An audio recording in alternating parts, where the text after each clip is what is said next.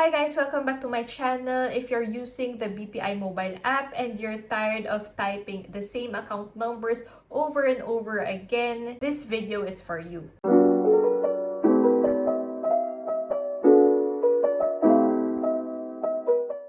On this video, ipapakita ko kung paano mag-add to favorites in the BPI mobile app. Before we start, bakit ba natin kailangan mag-add ng favorites dito sa app? It allows you to send money faster, it avoids typing errors on account numbers, you can easily pay bills or transfer to different accounts to the same person repeatedly. This is super helpful if you regularly send money or transfer money to family or to pay rent or mag-transfer sa sarili niyong mga accounts. Once you log in on the app, go to More, Manage Favorites, Add New Favorite, then piliin nyo either billers, e-wallets, other bank accounts or e-wallets, other BPI accounts, other prepaid merchants, or prepaid phones. In this case, I'll be adding my security bank account here.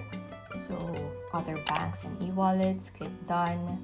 Search for the bank and put the account number, account name, and bigyan nyo ng nickname if you want. It's totally optional. Click continue, verify and confirm that all your details are correct, then click confirm.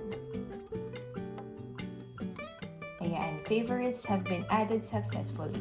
Now you can either transfer or back to manage favorites. Ito tayo sa back to manage favorites.